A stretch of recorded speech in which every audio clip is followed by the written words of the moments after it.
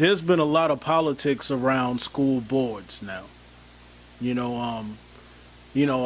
out of nowhere you hear a lot of people running for school board, and it's like wow, like No, that's definitely happening in Pennsylvania for yeah, sure. I believe that's happening in a lot of states, and I think it's something to look at. Um, do you think school board should look like the community that it's in? Absolutely, 100%. I mean, that's the same for any organization. I mean, you should always strive to represent the community in terms of racial. You know, my big thing is I do a lot of anti-racist work.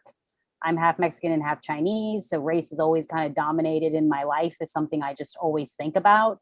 But any kind of board absolutely needs to mirror the community. But it's happened in Pennsylvania. There was a woman in Boyertown, a 21-year-old girl who just won her primary for Boyertown School Board. And all these posts have come out about her saying like really racist stuff. Like one of them saying that the N word isn't that bad. And if anybody's offended by it, it's their own fault. And so now there's this, oh yeah, people are up in arms about it, and as well they should be. And so there's just been really a lot of contentious school board races for some reason. Right, right. And I think that's going on all across the country. And I think I don't remember, being an observer of politics for this long. I don't remember so much energy around the school board situation. Um, Yeah. now, with Trump's election, obviously there's a lot of emotion, and I actually looked up critical race theory, and I just wanted my viewers to understand. You know, I'm gonna put this up on the screen. Derek Albert Bell Jr. was an American lawyer, professor, and civil rights activist. In 1971, he became the first tenured African American professor of law at Harvard Law School, and he is often credited as one of the organizers of critical race theory. I should point out that Derek Albert Bell Jr. Was born November 5th, 1830, and passed away October 5th, 2011. Um, and first of all, that phrase, critical race theory, it's like a throwing a bomb in the middle of our politics after the last 4 years. And it seems as if people on the right, and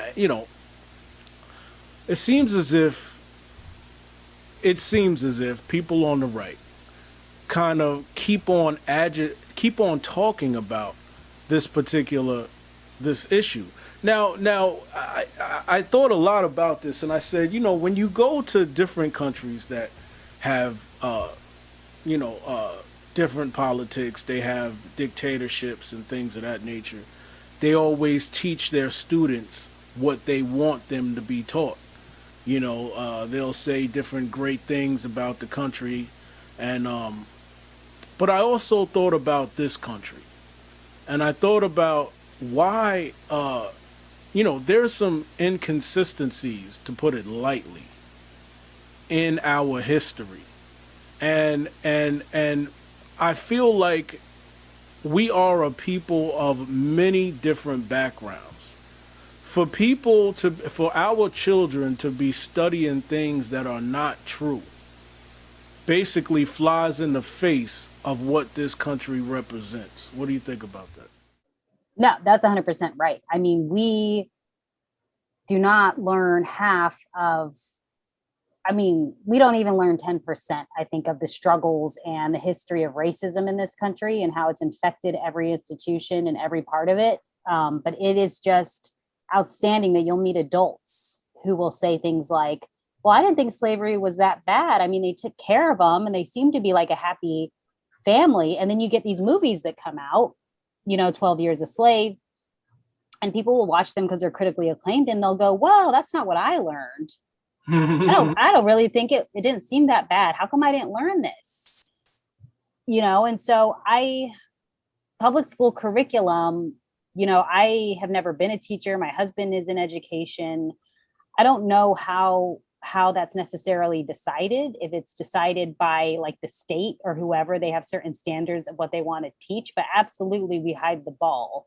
As an example, when the Asian stuff started happening, the violence against Asian Americans, and there were all these vigils and people interested in it, and the Georgia shootings, suddenly, the Chinese Exclusion Act, everyone started talking about that.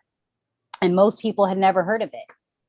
I didn't study Japanese internment camps until a law school case. And there was a Japanese internment camp in Fresno, California, which is 20 minutes north of my hometown. Yeah. And no one, K through 12, even undergrad, Cal State Fresno, no one taught me that. Yeah, because when I was in school, I remember reading a textbook.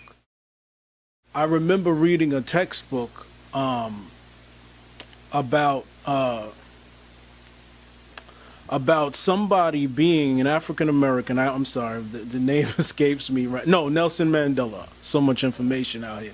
Nelson Mandela was a rebel who was trying to overthrow his government. And one of the reasons why I specifically remember that is because I was chose to read it. And I'm thinking, in my house, Nelson Mandela was a good man. And I'm reading this textbook and it's saying Nelson Mandela was a rebel and deserved prison because he was trying to overthrow his government. And I just also want my viewers to understand that at the local level, where at school board levels is where they get to decide the curriculum.